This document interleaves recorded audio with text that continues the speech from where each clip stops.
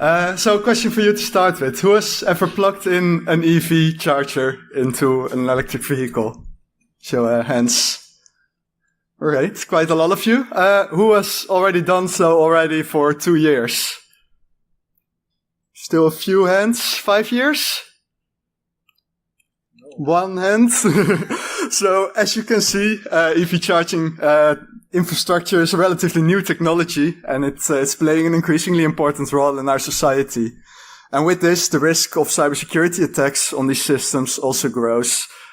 Since a large-scale hack on these charging stations could disrupt the power grid and even cause blackouts, it's of vital importance that these charging stations are secure. And although many charging station operators use private networks to keep their charging stations secure, we will show during our presentation today that in many cases, access to the charging cable is all that you need to access internal services of a charging station. And we will even, as you can see, show a demo of how this is achieved in practice. So let's get started. If my clicker works, yes. Hi, I'm Wilco van Bijnem. I work as a cybersecurity researcher at ELAT.nl. And I will now hand it over to my colleague Sebastiaan. Thanks, Wilco. I'm also working at ELAT, normally as test automation engineer, and I have some background in red teaming. So, we together were responsible for cybersecurity. Some background to ELAT, why we do this research. ELAT is founded by the grid operators in the Netherlands to do research about electrical vehicles on our grid in the Netherlands. So our main focus normally is power quality, power immunity, and so on. So recently the question came up, what about security?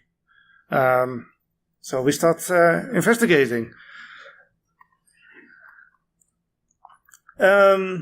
To get you a little bit in the story, I will explain first a little bit how does this protocol works, how does car charging work. That gives you a bit of idea how we go to this attack. The hardware and software setup we're using for that, resulting in a nice demo, and our results from all our investigation of that. So when you charge a car, and let's start with AC default, so there's just the home chargers in normal cases. You have a cable and you plug it in, and the charger will tell the car how much it can charge. So it's using a PWM signal to tell the car you can maximum load 6 amps, 7 amps, 20 amps, 63 amps, and so on. Because that's all the car needs to know, and that's quite easy. And it's safe. It's just one signal and nothing happens to it. It becomes more complicated when we go to DC charging. Because you have not only the speed that the car needs to charge, but you have a voltage, you have a current. You have nowadays also some payment information, what's going back and forwards. And even on AC charging, we have more cars that can do vehicle to grid. So not charging, but also discharging. And then you need more information than just one signal. Luckily, the setup has a possibility to go to digital communication. So instead of the PWM, we can set it back under 7%, and then it goes to a special mode to go to the higher high level communication. Thanks, Wilco. When that is entered, something happens. The car will respond that he can also communicate that way, and select messages will go back and forward to establish a digital network between the car and the charging station. They're using power line communication for that, PLC. And that's, they talk a little bit with each other, see what the signal strengths are. And in the end, they both receive MAC addresses of the provider, and then as network can be set up. At the end of it, the EVSE using SDP to have a network established with IP addresses, and maybe I see some people laughing. Yes, we have a nice network like at home with IP addresses and so on. After that,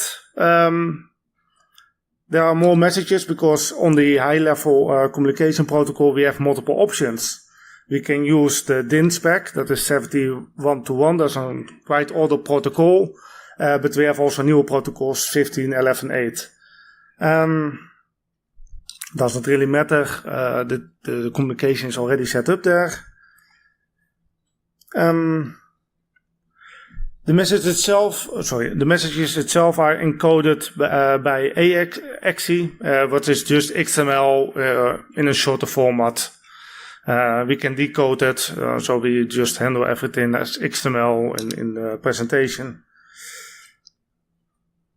Protocol is chosen, and when that all has started, this is happening. So it will communicate about the session, it will communicate how much it can charge, it can communicate if it is paid for it, and all the options that the car has and the charging station has to come to an agreement to charge. So how does it work in the charging station? Now, in the charging station, they put a modem on the CP signal. That's the signal that we're using for also the PWM signal. And they connect it to a Linux-like machine. And that if you go into that Linux machine, it pops up as an Ethernet interface. And that's the same machine as communicating outwards and everywhere. And from that moment, I give the presentation back to Wilco, because he will explain how we could do. Yeah. Thank you. So, as you might expect, well, if this interface is available in the operating system as any other Ethernet interface, some miscommunication or some misconfiguration might happen in the charging station where services would be exposed on this Ethernet interface that should not be there. Well, of course, we want to inspect if this is indeed the case, but of course we can't just plug an Ethernet cable into the charging cable of a car, so we need some hardware. In our case, we took a Raspberry Pi as a basis. For most of you, probably familiar hardware. We built a head for that, hardware attached on top, which, among other things, contains this modem that performs the PLC communication, but also components to control this PWM signal. And we housed all of this in a nice Pelican case, and you can see that at Sebastiaan right there. We will show it off in a minute as well during the demo. And then we can, once we have the hardware, simply connect the CP pin and other relevant pins to this head, and then we can, in theory, start a charging session using our testing hardware. But for that, of course, we also need some software to control all of this. So, as you saw before, we have three basic components that happen during the setup of the charging session. First, you have the PWM signal. We use the simple Python script to control this. Then you have the Slack part, where still on MAC address level things are communicated to start up and get an Ethernet session going, basically.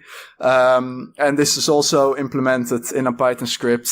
And then for the high-level communication, once we have an active session with an IP address, we use the open source project Joseph, which is developed by SwitchEV. And this project supports both the DIN specification and the ISO specification. So we can basically test any charging station that has the CCS connector that we use in Europe to charge cars. And then we had to slightly alter that project to work together with our Python script. So at the right moment, it moves on to the next part of the communication. So now that we have some hardware and software, we can go on to testing charging stations. Well, at ELATNL, we have the luxury of having access to many charging stations. Many charging station manufacturers bring their charging station to us, for example, to have them tested on power quality or compatibility. But we can also perform cybersecurity tests on them, which is exactly what we did in this case. So you can see some of the charging stations we have on the slides right now. But this is not all of them. And now that we have the charging station and the testing hardware, we can simply plug in the charging station into this testing case, start up a charging session, and now we can log into the Raspberry Pi via SSH and simply execute any program we want on the charging cable, because we have an Ethernet connection. It's just available as any Ethernet modem once we get the IP address of the charging station via whatever means. We can simply communicate with it. Of course, nothing ever goes completely as planned, because turns out charging stations don't always like to adhere to the specification. Who would have thought? Some manufacturer, for example, as you can see on the slide, thought current and voltage, that's gonna be in a unit of hours. And the Switch EV project, Joseph, that we used is quite strict with adhering to the specification, so we had to slightly adapt that project further to not be so strict in all its validation, so we could actually start an active charging session, because otherwise the charging session would be stopped and then the modem would also shut down, so you would no longer have an active Ethernet connection to test with. So now I'm going to show you together with Sebastiaan how this works in practice. So for our demo setup, we have the testing box that I showed you also in the previous slides, which is the one on the right. And there's also a box that simulates an EV charging station. But of course, when we're doing actual tests, we would use an actual charging station there, but that was a bit difficult to bring here. And then my laptop right now is connected to the EV simulator, and we will connect that using the power cable to the charging station, which will host a vulnerable service, and we will show you that we can exploit the service via the charging cable. So while I switch up some things, I will give the word to my colleague. Thank you, Wilco. At this site, we have the charging station. It's just an AC charging station. We have just to connect. Yeah, and we can charge with a charging card to activate it. At the other side, we have the car. We can put a charging cable in, and then we have our car that now works for us to make a nice connection to the charging station. So everybody knows how this works, right? You plug a cable in.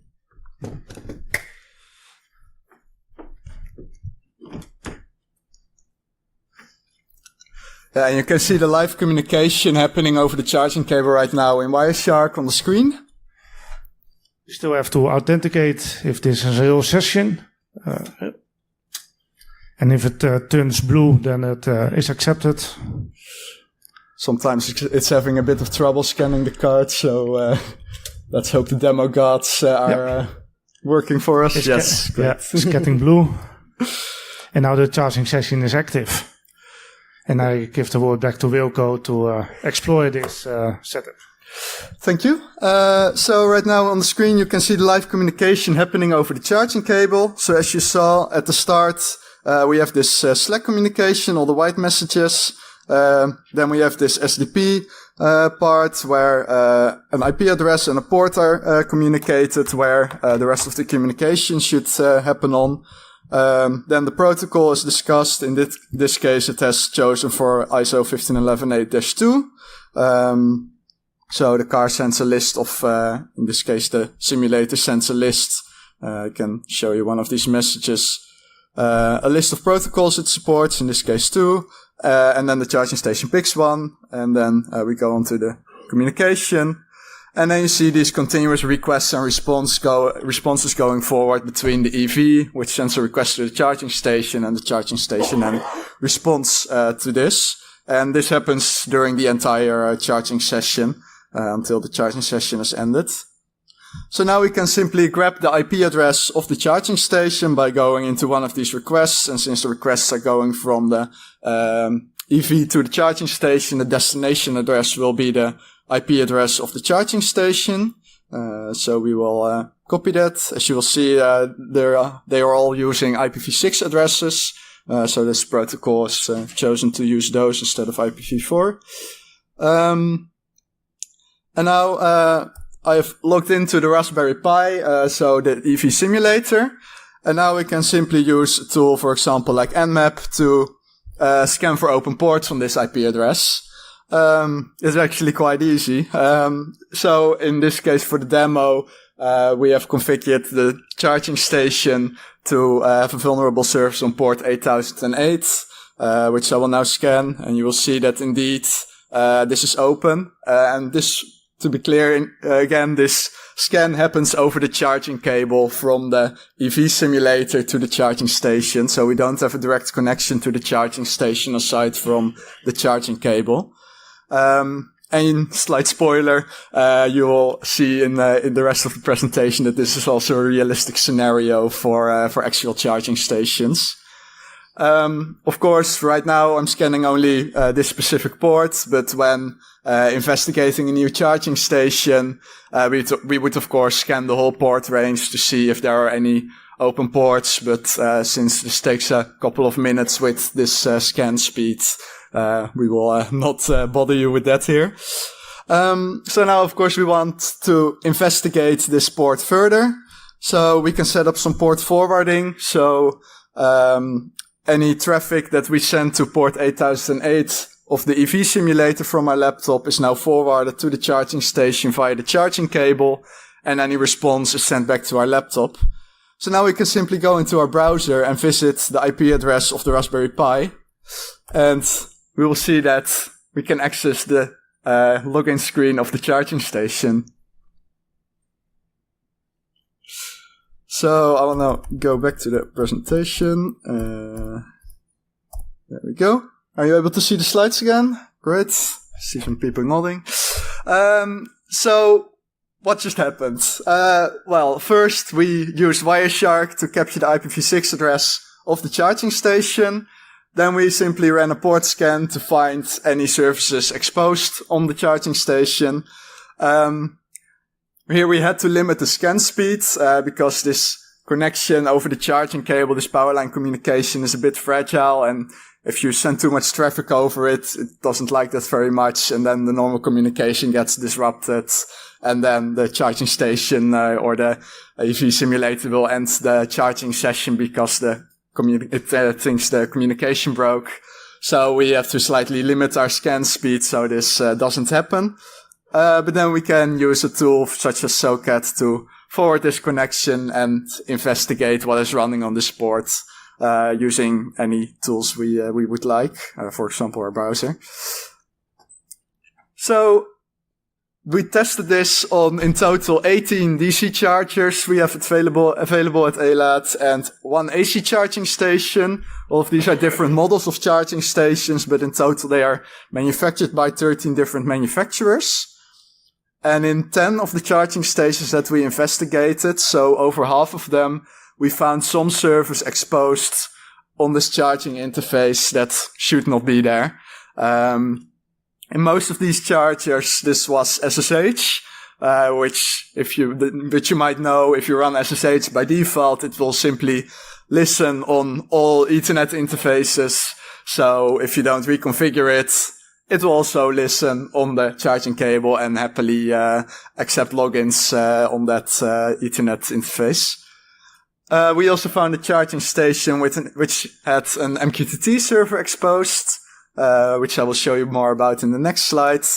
And also 2 charging stations which exposed their HTTP configuration interfaces, which I will also show you more about.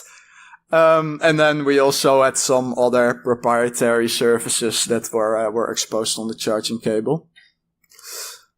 So the MQTT server, of course, if you're using your MQTT server for internal things, you don't need any authentication, right? So, we could simply, log into this MQTT server without any authentication and, intercept the messages that, were sent, over the MQTT bus. So you can see some examples of the messages on the screen right now. So we can see some voltages, some currents that are going to the charging station, but also internal temperatures. All in all, we did not really find any useful way to exploit this further. So this information is interesting, but not highly critical. And we were unsuccessful in manipulating a charging session or something like that by sending messages to the MQTT server as well. However, what is more serious is the HTTP service that we found. Charging stations often run a web interface so that operators of the charging station can easily configure it. For example, configure a backend server that the charging station should communicate with, or to set limitations on how fast the charging station is allowed to charge the car. For example, if the grid doesn't accept the full power of the charging station, and many other things. And this configuration interface then allows you to change all these things. Actually, in all cases we've seen, this does prompt you with a login screen. However, in one of the cases that we investigated, the default password was quite a simple password that would be brute forceable. And of course, even if the CPO would set a different password than the default password, they might use the same password everywhere or use a not very secure password. So still there could be ways to bypass this login screen. In the other HTTP server that we found, it did not have a very weak default password. It did have a random securely generated password. However, once we were able to log in, we found several vulnerabilities in the web interface, which is actually a common thing we have seen in other charging stations as well, where we could exploit the backup restore functionality to gain remote code execution. So you could download the backup of the configuration of the charging station, which was actually just a tar archive of all the configuration files.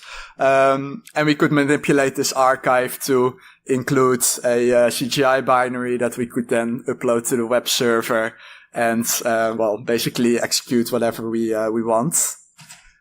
And then we have access to the OS of the charging station, which of course as an attacker could lead you to even more serious attacks. So what's the impact of all of this? Well, as we saw, network services can be attacked from the charging cable. And once an attacker would gain access, he could, for example, especially when you gain access to the operating system of the charging station, use this access to pivot into the internal network of the charging station operator. So, and for example, attack other charging stations from there, or attack the backend infrastructure of the CPO, the charge point operator. Of course, you could also disable the charging station or mess with it, put ransomware on it, and that would, of course, impact mobility. But if you're able to do this in a coordinated way, or override the power limits of the charging station, you might even be able to affect the power grid stability. And in this way, you could even cause blackouts if you do this at a large enough scale. And with this attack scenario, you might even imagine a malicious car driving around, maybe even a government-controlled program, or it's in theory all possible that a charging car could, while it's charging, do some other stuff and hack the charging station. So, in conclusion, because this charging station or the charging cable protocol uses Ethernet, this allows an attacker to exploit the wide attack surface of Ethernet. And we've seen that many charging station manufacturers are not aware of this, and that misconfiguration of services on their charging stations is quite common, where they don't realize that these services are then also exposed on the charging cable, which shows an increased need for attention in cybersecurity in this domain. So what can we do about all of this? Well, of course, we have reported all our findings to the affected manufacturers for the charging stations that we tested. Of course, if any manufacturers are watching this presentation or at a later stage, you are welcome to bring your charging stations to ELATNL to have them tested, both for cybersecurity tests, but also other tests that we perform. And we really recommend you to conduct external pen tests. We cannot stress how important it is to have your security verified by a third party. Of course, we will continue to do this testing as we receive more charging stations. And we are also planning to expand this to test the same attack methodology on EVs, because you might wonder, well, that's what we're wondering, is this also possible for EV cars? Well, we don't know it now, and we still have to develop some hardware to be able to test these cars. But that's something we definitely plan to investigate in the future. Aside from that, ELATNL is also busy in advising relevant parties. So, of course, we advise manufacturers, but we also help, for example, municipalities in the Netherlands when they do public tenders for charging stations that are put into the municipality. We, for example, recommend them to include requirements on cybersecurity so that these charging stations are secure. But we also help legislators, and some of the upcoming legislation will also affect the charging station manufacturers and operators. For example, the NIS2, the Radio Equipment Directive, and the Cyber Resiliency Act are all EU laws that will come into effect the coming years, and these will place more stringent requirements on the cybersecurity of charging stations. So that's it from us. Thank you very much for your attention.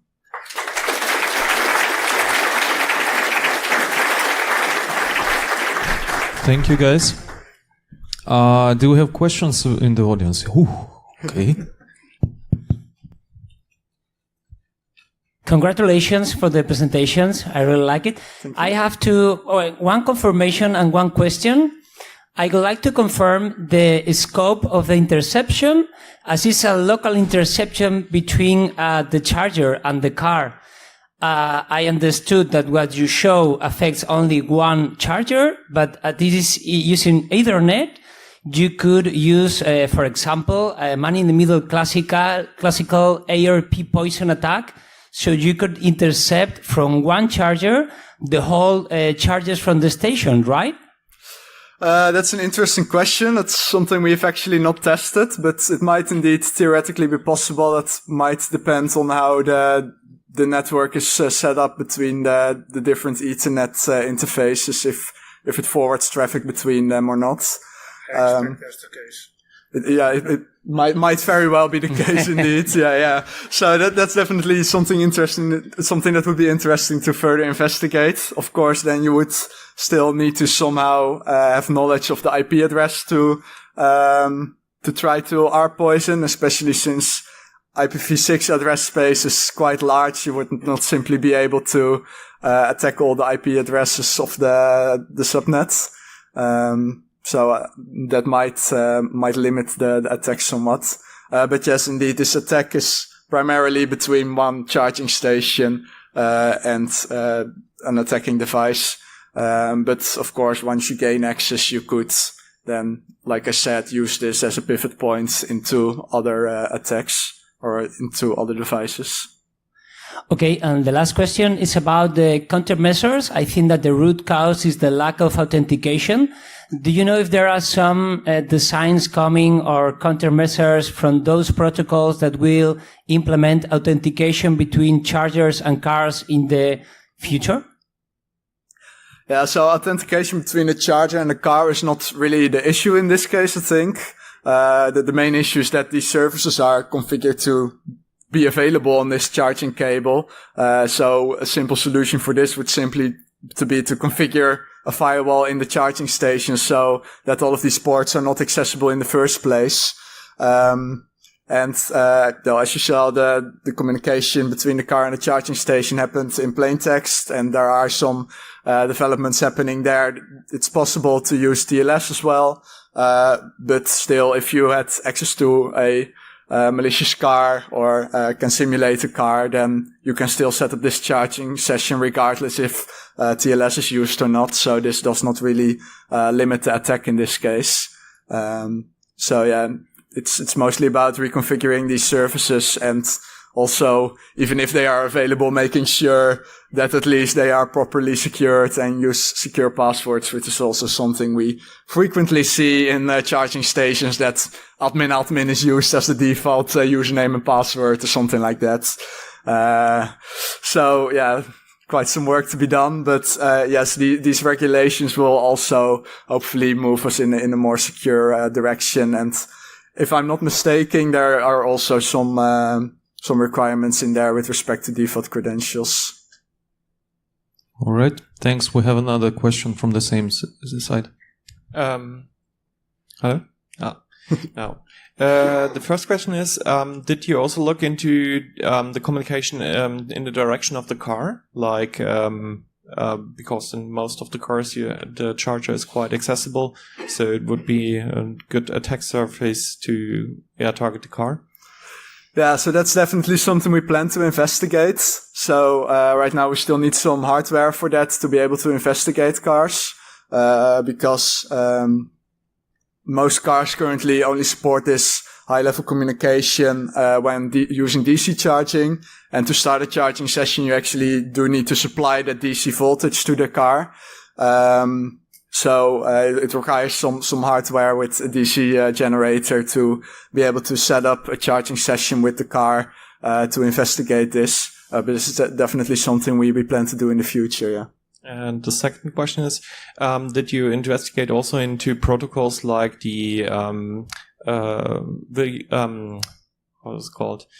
The payment protocols like plug and charge, OCPP. How exactly do you mean that question? So did you investigate if there are any vulnerabilities in common implementations? That's a good question as well. We did not actually test the implementation of this communication. So the services that handle this ISO 15118 or DIN communication might, of course, also have vulnerabilities in them. For example, buffer overflows. And I think that's also a very interesting thing that would be really nice to investigate in the future. But we have not currently investigated this. But that would definitely be another way to attack a charging station or a car, even if these other ports are closed, because of course you will always need this communication. Any more questions?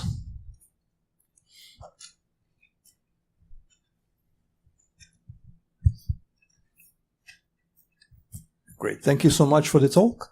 I fully agree, as pretty much many of us here, that more research is needed. So the question is, how could independent researchers gain access to these devices? Because as far as I can tell, these are basically unobtainium, and all you can do is basically drive to them and set them on fire. That's pretty much it. Yeah, that's a very good question. Indeed, the thing is that you need special hardware basically to investigate this, and so. Anything on eBay? Well, if you have access to the hardware, you will be able to, well, you could, of course, just drive to a charging station to test it or test your own EV. But it's difficult to have access to the amount of devices to test that we have at ELATNL, indeed, because these devices, especially like DC chargers and cars, are really expensive to get, right? So that makes it very difficult. But I think there would be once manufacturers are more they're realizing that external pen tests are valuable. It might also become interesting for external penetration testing firms to get their hands on this kind of hardware and be able to perform these tests.